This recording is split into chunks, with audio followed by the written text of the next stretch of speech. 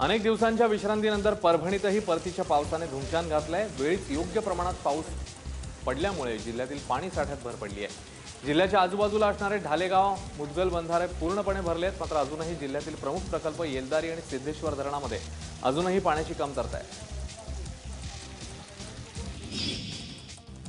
अनेक दिवसांच्या सुट्टीनंतर अखेर हिंगोलीतही वादळी वाऱ्यांसह मुसळधार पावसाने हजेरी लावली आहे। सतत होणाऱ्या पावसामुळे नद्या नाले दुथडी भरून वाहत आहेत, तर पावसाच्या हजेरीने बळीराजाही सुखावलाय।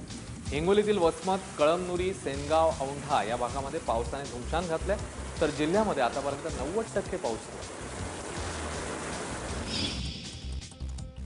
मनमाडच्या महादेव बंधारा परतीच्या पावसामुळे तुडुंब भरलेला आहे। रेल्वेला पाणी पुरवठा करणाऱ्या बंधाऱ्यामुळे रेल्वे वसाहतीमधील नागरिकांना पुरेसा पाणी पुरवठा उपलब्ध झालाय। मागच्या वर्षी दुष्काळी परिस्थितीमुळे पंचवटी एक्सप्रेसमध्ये नाशिक इथून पाणी भरण्याची वेळ आली होती।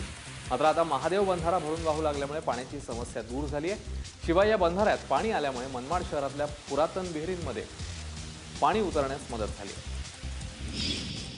येवल्यामध्ये पावसाने दमदार हजेरी लावली आहे आणि रात्रभरात तब्बल 109 मिलीमीटर इतका पाऊस झालाय। मुसळधार पावसामुळे नद्या नाले बंधारे दुथडी भरून वाहत आहेत। मात्र पावसाचं पाणी शेतात आल्यामुळे पिकांचं मोठ्या प्रमाणावर नुकसान झालंय। दरम्यान परतीच्या पावसाने मका आणि बाजरीसह रब्बी पिकांना चांगलाच फायदा होऊ शकेल असा अंदाज तज्ज्ञांनी व्यक्त केला। शिर्डीतील कोपरगावमध्ये मूक मोर्चा काढून उरी हल्ल्यातल्या शहीद जवानांना श्रद्धांजली वाहण्यात आली। अण्णाभाऊ साठे यांच्या पुतळ्यापासून निघालेल्या मोर्चात शहरातले अनेक जण सहभागी झाले होते।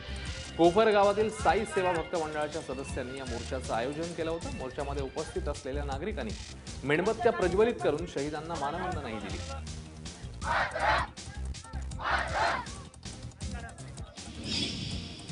जळगाव, धुळे आणि नंदुरबार या तिन्ही जिल्ह्यांची ग्रामविकास आढावा बैठक राज्याचे ग्रामविकास मंत्री दादा भुसे यांनी घेतली।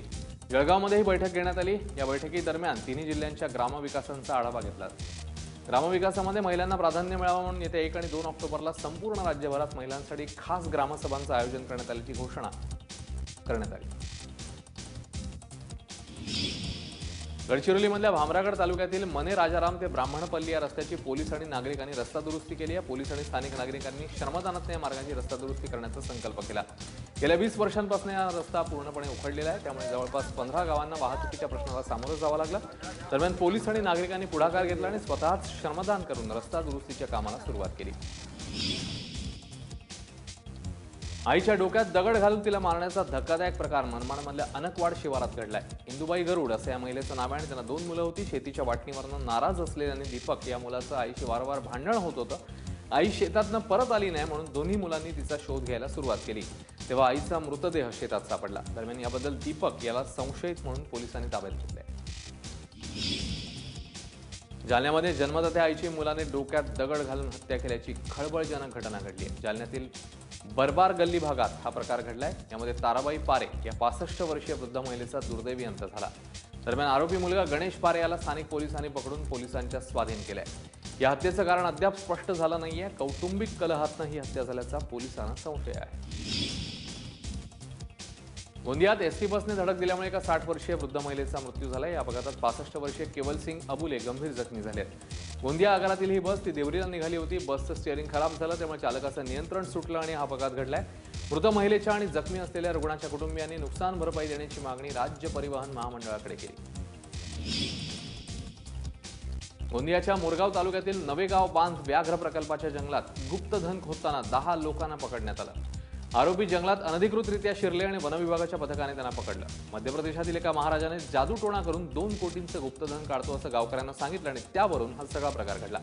याबद्दल आरोपींना अटक करण्यात आली आणि त्यांना 2 दिवसांची न्यायालयीन कोठडी सुनावण्यात आली।